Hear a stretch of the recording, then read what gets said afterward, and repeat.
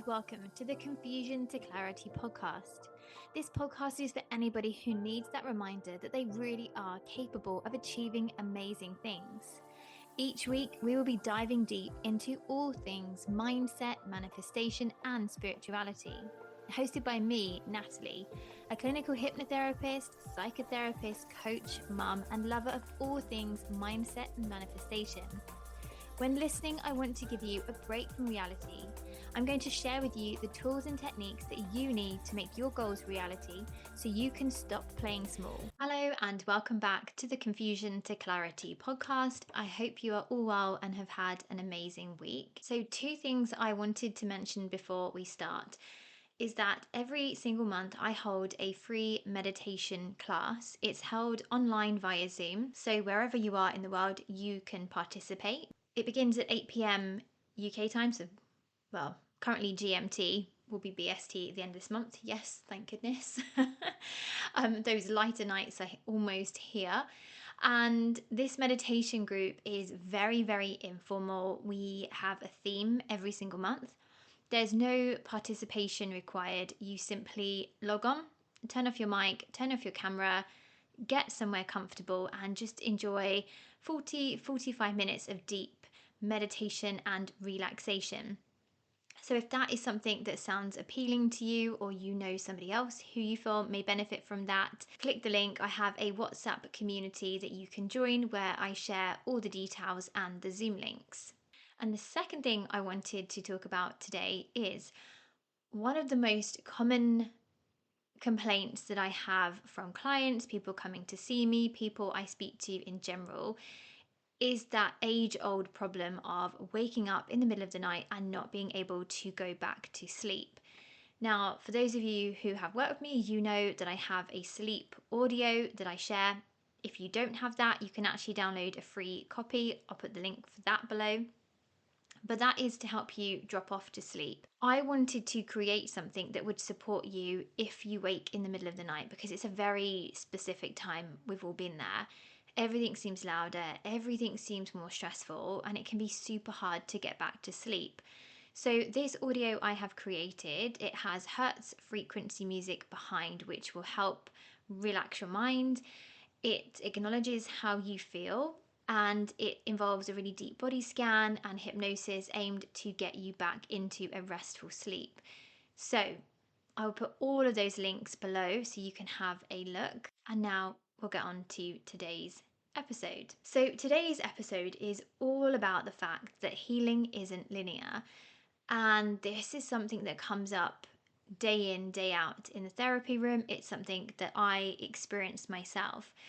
When we are on a healing journey, it's more of a serpentine. So we will work on ourselves, we kind of go up a couple of levels, we feel better, and we start to move along on that level playing field. But sometimes things can come along that trigger us, and it feels like we're going back to the beginning, but we're actually not. It's more kind of curving back on itself like like an S shape, a serpentine shape, but we are still moving forwards.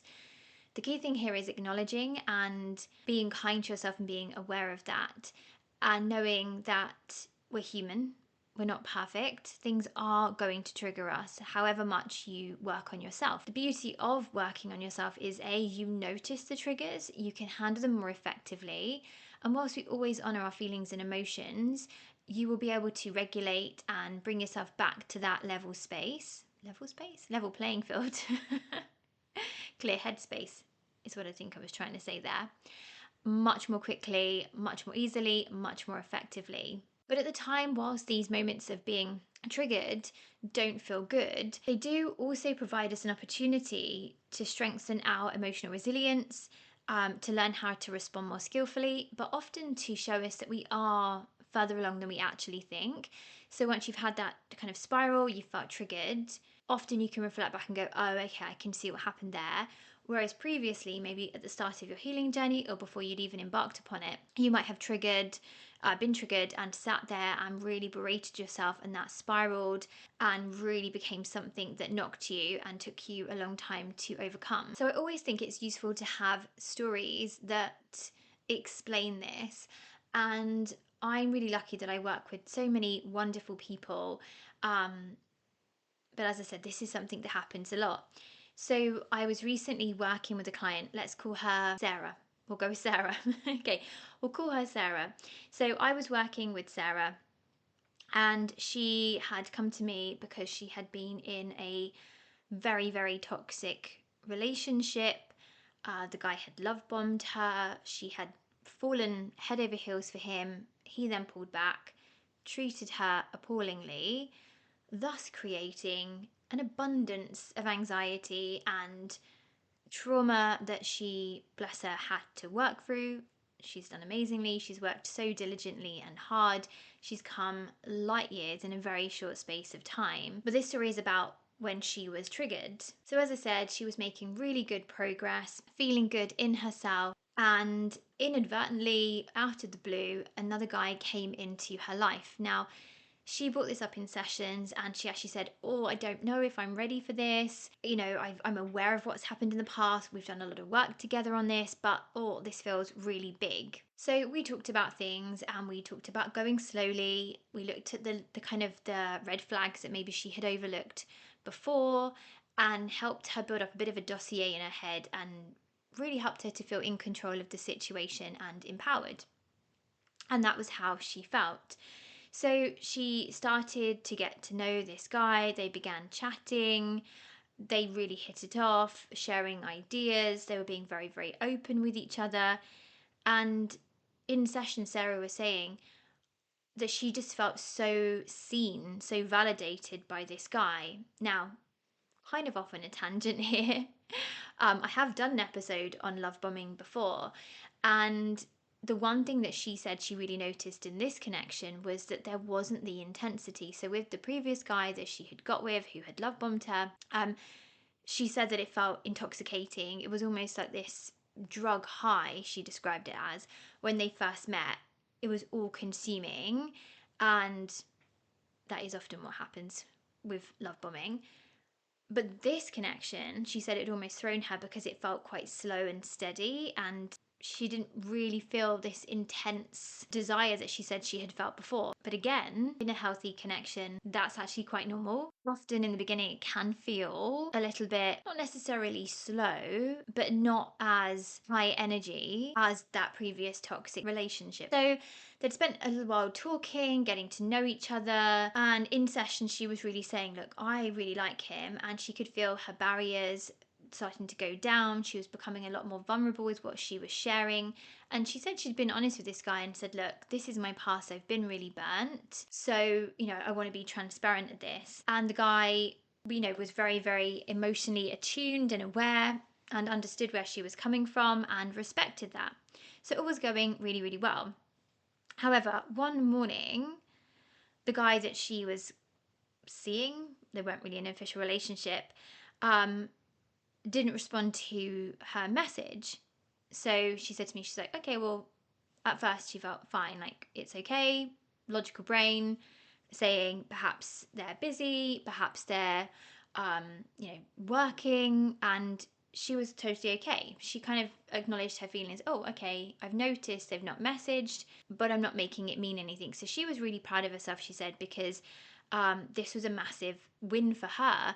In previous relationships, if somebody hadn't messaged right away, she said that that was a real trigger, and instantly her mind would start to spiral. You know, where are they? What are they doing? And again, she said that in her younger years, she had really dated some very dodgy guys. This is where a lot of her insecurities had come from. But in this instance, she was being logical. She could see, okay, look, it's not been that long. Perhaps they're busy. Maybe it doesn't mean anything. And then she started to ruminate on it. So she was saying, oh, you know, but they do normally message first thing in the morning. Our chats have been very fast paced and consistent. This doesn't really feel right. So Sarah said that she left it for a couple of hours, nothing. And then again, a few more hours passed. And she said at this point, she was aware. She could feel the kind of the anxiety building, and she could feel that little kind of devil on her shoulder sort of starting to chime in saying, well, maybe they're doing this, maybe they're doing that. And at that point she said that she could quite easily say to the little devil on her shoulder, no, we're not going down that road. It's a fairly new connection. They've been really honest and transparent with me. It probably doesn't mean anything. And she was saying that she held it together for another few hours. And every time she had an intrusive thought, she countered it with a logical thought of something that was plausible, that was probably happening, and didn't make it mean anything about herself. A little bit more time elapsed. And by this point, she said she really was starting to spiral. So the little devil on her shoulder, the voice had got louder, and it had actually overtaken her logical part of her brain to the point where she was starting to introspect. Should I have said this? Should I have said that? I shouldn't have let my guard down. I should have been more astute. I should have been more aware of my feelings. This is all my fault. Why have I done this again? Again, we can relate. I'm sure we've all been there. And she ended up messaging the person and saying, "Oh, look, I haven't heard from you." And she said they did come back, not right away, and they did apologize and said that they had been working, and they apologized for not messaging, even just to keep in contact and let her know. And whilst this did placate Sarah, she said that it had really triggered her. Suddenly all these past emotions and feelings had come up, and she felt really disappointed with herself because she was saying, but I've worked through all of this. We've done lots of work together. Why have I responded in this way? I shouldn't have messaged. I should have waited for him. And I think as women, we have all these ideals of how we should act. Don't message too soon. Don't do this. Don't do that. And you've always got to do what feels intuitively right for you. You've got to learn where your boundaries are. You've got to learn what feels right for you, what makes you tick. So what we have here is a classic trigger spiral. So even though she had been doing so well in her healing journey, the lack of clarity from this guy had activated old patterns, that fear of being dismissed, the fear of rejection. Perhaps, she thought, oh, he's pulling back his energy. That's what the other guy did. Maybe this is going to happen again. And we start to activate our self-preservation mode. That's completely normal. Absolutely, completely normal. It doesn't mean there's anything wrong with you at all. But the crucial part here is that what Sarah recognized was what was happening. She could see the whole thing playing out as if almost she was looking down on the situation. So she could see herself spiraling. She could understand her feelings. And that is the crucial difference. When we are in an unhealed state and we're triggered, we are consumed by what's happening. We're reacting, we're responding, we're totally caught up in the midst of it. Whereas when we have done that inner work, we have the self-reflection, the self-understanding, we can see what's going on. So whilst, yes, okay, in some cases we might spiral, it doesn't mean you've gone back to where you were. As I said, we're human. With healing journeys, it's a continual process. We're not perfect. So the difference here was she saw what had happened. She could see at what point tipped her over the edge, really helped her understand herself at a deeper level. But off the back of this, what she was able to do was implement a boundary. And this is something that I've had to work on, I work with all my clients to do, is to help you understand yourself. What are your boundaries? What is a prerequisite for you in a relationship or in a situation? What's an absolute non-negotiable? After this spiral, she had regulated herself and she clearly said to the person, look, I understand you were super busy. I respect that. But what I need from you is just a little message, just one sentence saying, I'm here, I'm really, really busy. I'll get back to you as soon as I can. And as she was saying, just that one message would have really made her feel validated and seen and would have really facilitated her healing journey. So it really highlights here the importance of communication as well. So we spoke about this in our session, and at first, Sarah was feeling a bit, I can't believe I did that. I feel really silly. I shouldn't have spiraled. Has that damaged the relationship? And the key thing there is when you are with somebody who is the right person for you, who is emotionally mature and aware, they're not going to punish you for one fallout like that. They're not going to punish you for having a spiral and feeling triggered. They're going to understand that. And the right person is going to empathize and listen and take on board what you've said and act on it so that it doesn't happen again. That's a healthy communication, a healthy relationship. So we really helped Sarah to see this from this perspective, which really shifted and actually, as she said, reaffirmed to her how far she had come. And that was a big thing. And maybe that was something she said she hadn't really acknowledged to herself in this whole process. So it doesn't mean this was negative per se. Actually, as she said, it really helped her learn more about herself and highlight how far she had come. But also, it helped her implement a really key boundary in the early stages of this connection. So, one thing that we did talk about in that session was the importance of looking at spirals when you feel you're being triggered, but also finding ways to regain that intellectual control. I can't speak when those feelings start to come upon you. And I'll share those with you in a moment. So, if this is something you can relate to, again, you are not alone. It's not about going backwards, it's about evolution, moving forwards, healing, growing, and healing journeys aren't easy. They're not straightforward, and sometimes they can be really messy. So, kindness and compassion to yourself is absolutely key. So, before we talk about some practical steps of how you can manage a spiral, what I wanted to do here was, first of all, just talk through why they happen. So, as we've seen here, when we experience a trigger, it hits a really vulnerable spot or an old pattern. And even when you're making progress, your brain reacts to the perceived emotional stress as if it is a threat. And that's why a single event like this, a delayed message, can feel like a huge setback.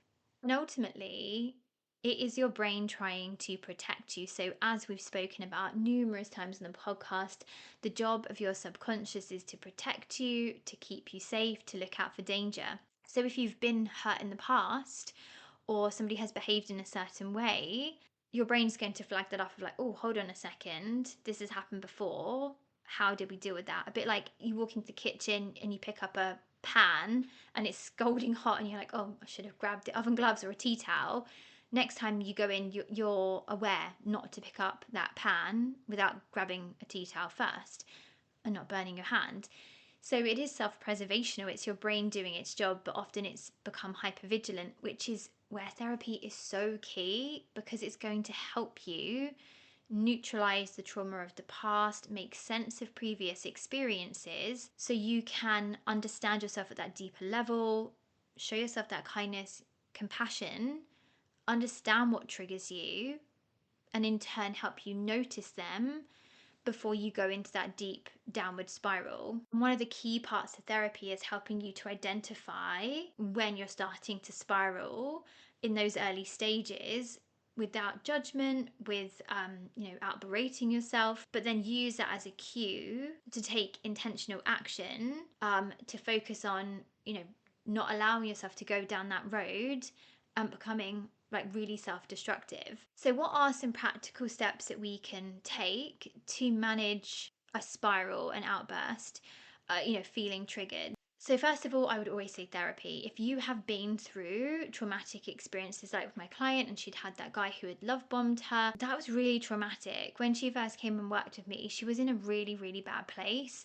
She said how stupid she felt. So we spent a lot of time going through those past experiences, neutralizing them, using hypnotherapy to help her get back to that level playing field, which is where she got to, which enabled her to, start the process of interacting with a new person. So therapy definitely would be my first step. But if you aren't in therapy, or if you're listening to this, you are in therapy but maybe don't have a session and you're having a bit of a moment, here are some practical steps you can try in the heat of that moment. The first one is to pause and breathe. As we've said here, you are in that part of your brain that's trying to look out and keep you safe. It's preempting danger. When your brain is perceiving something to be dangerous and a threat to your safety and survival, it's going to override the logical part of your brain. It's like, no, we're not thinking logically here.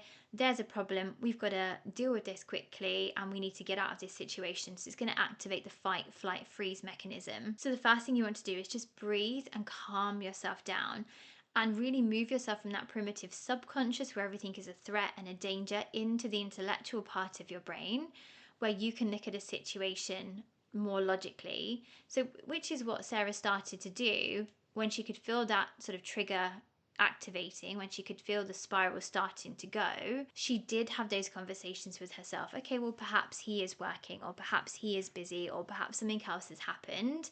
It doesn't have to mean anything hugely detrimental. So number one, pause, breathe, and just stop. without emotion, without naming anything, without judgment, without berating yourself. Just sit and regulate your nervous system. So you're getting out of that fight, flight, freeze. So just sit somewhere calm, look out of the window, deep breath in, and just slow yourself down a little bit. And give yourself the kindness and compassion. The next step would be to step back from the trigger. So physically remove yourself from the source of stress. So if that is that you're looking at your phone, checking, have they messaged, have they not, or something like that, put the phone away. Turn it into onto flight mode, take yourself away, go and watch something completely different. And just take a step back, even if it's momentary. Again, it's still going to help you break that cycle of that spiral taking hold. Step 3 is to ground yourself. So this could be getting out for a walk. Distractions are always a good idea, and that's not distracting yourself in an absent-minded way of I'm just not going to think about this. It's okay, look, this is how I feel, and these feelings are valid, and I do feel triggered right now, and that's okay, but I'm going to take myself out on a walk. Walking is amazing when you are feeling caught in your head, because when you are out in nature, it's incredibly grounding. It's really going to help you reconnect back into the present moment and slow everything down, because that is what happens when we start to spiral. It's like pouring petrol on a bonfire. Everything just speeds up and exacerbates and blows up in our mind. So by taking yourself away, getting out for a walk, you're removing yourself from the source of stress, but you're finding a way just to ground, get back to nature, back into your body and out of your head where you are ruminating and catastrophizing. You could do some stretches, you could make a warm drink, anything that's kind of sort of nurturing and physical, connecting you back. You could use sensory cues. So if you have a favorite song, put that on. Side note, when I'm working with clients who have really bad anxiety, something I do always suggest is to create a playlist. So a playlist of songs that are your go-to songs. So songs that make you want to get up and dance. Listening to your favorite music is one of the quickest and easiest ways to start producing your feel-good hormones and endorphins. And if you are producing your feel-good hormones, it's going to counteract the stress hormones that you have been feeling that prompted that spiral to begin. Another really good thing that I like to do here is somatic shaking. Talk about it all the time, but it is so good for regulating. You're feeling tense, you're feeling that spiral, maybe you can't get out for a walk, maybe it's chucking it down, or you've got a meeting in 5 minutes. Set a minute timer on your phone and shake your body vigorously, stamp your feet, move, and after that minute starts to pass, you're going to notice yourself yawning, sighing, just feeling a little bit lighter, a signal that your nervous system is going back into that calm, steady rest and digest state. You could always incorporate the music with the somatic shaking, so put your favorite song on and really let yourself move and shake and dance for the duration of that song for a minute. Again, anything that you can do that's just saying to yourself, we're safe, it's okay, we understand how we feel, we're not going back, we're not a bad person, we're safe, at that time is going to be crucial for stopping that spiral in its track. The next tip is to reassure yourself. So as I've been kind of already saying, be really, really sensitive to yourself. As soon as we start saying things like, oh, for goodness sake, I shouldn't have done this, I've gone backwards, I thought I'd done so well, I thought I was past this phase, I thought I was better than this, that negative self-talk is never going to serve a positive purpose. It's going to bring you down further. So just acknowledge it. Okay, look, yeah, do you know what? I felt triggered by that. I'm human. It's okay. I'm not perfect, but I'm aware of it and I'm choosing to respond differently. I'm choosing to honor myself. I'm choosing to regulate myself right now. And that's the most important thing. And if you find it hard to reassure yourself, if you have a really good friend, you could, give them a call, somebody like your trusted person, anything that's going to just help you go, no, I have got this, it's okay, is going to be imperative at that time. The next thing is probably more about the consistency and maintenance. So having regular routines, regular things that you do on a daily basis that help keep your mind in a good space is always going to help when it comes to dealing with triggers and spiraling. And this is something I talk to my clients about all of the time, these maintenance sessions. So I have a lot of clients who come back to me for just monthly sessions, and some months we don't have an awful lot to talk about. Some months are a little bit quieter. Then the next month, there could be loads of things that go on. We have a really intense session. But it's about the consistency and the continuity, because that is what's going to help you evolve and maintain on this positive trajectory of your healing journey. Because just like physical fitness, emotional resilience requires regular attention. That's what I'm saying about the maintenance sessions. It's like you wouldn't just go to the gym once a month and expect to be super fit and toned. Intellectually, you need to go multiple times a week to increase your fitness, to get fitter, to maintain the level that you've worked to. And it's exactly the same with your mind, which is why I'm so hot on having morning routines, evening routines. They don't have to be long, but just one or two things that you are doing on a daily basis that help keep you on this level playing field and essentially moving forwards. Because all of these little things are going to reinforce your progress, but they're also going to provide tools to help you handle those triggers when they occur so much more effectively. And they're also going to reduce the impact they have. You're going to notice you're able to catch it, move on so much more quickly than you previously would have been able to. So I hope this episode has helped. I hope it has resonated. And if you are listening and relating, again, just reassuring you that you are not alone. It doesn't make you a bad person if you spiral. We're human. It's a messy business. And I think that's the kind of key thing I would say to clients. Like, healing is messy. Like, it's not easy. It's blooming hard. And spirals are going to happen, and they happen to people who are even, who are making amazing progress. But it's the key thing here is it's having the awareness, it's having the grounding techniques, the routines in place, and importantly, the self-compassion, so that when these things happen, you can navigate them so much more easily, more effectively, without losing your momentum. And again, I really want to repeat myself here by saying that progress isn't linear, but it's still progress. So if you would like any more guidance on building routines, if this is relating, I can't even speak now, if this is resonating with you and you're going, actually, do you know what? I do notice something that keeps triggering me. This is exactly the type of thing that I work with clients on. This is exactly how I help my clients. And I offer a free call so you can find out more about how sessions could support you and how we can go about, mapping out the next phase of your healing journey. So I really hope you have enjoyed this episode. I hope it has provided some reassurance and guidance. And as always, if you have enjoyed this episode, please like it, please share it, please leave a review. And don't forget, if you haven't already, subscribe. That way, when a new episode comes out, you are instantly notified. And as I said, share this with somebody else you feel may benefit as well. I really appreciate all the love and support that you guys give me for the podcast. I absolutely love sharing it. So if there are any episodes, topics, or questions you want me to talk about in future episodes, please always let me know. And don't forget, you can actually text the show now. If you go into the notes page, at the very top it says send a text. You can send me a text that will come to me. And of course, if you want to connect with me on social media, my details are below, as are all the links that I mentioned to you, anything else we've talked about in today's episode.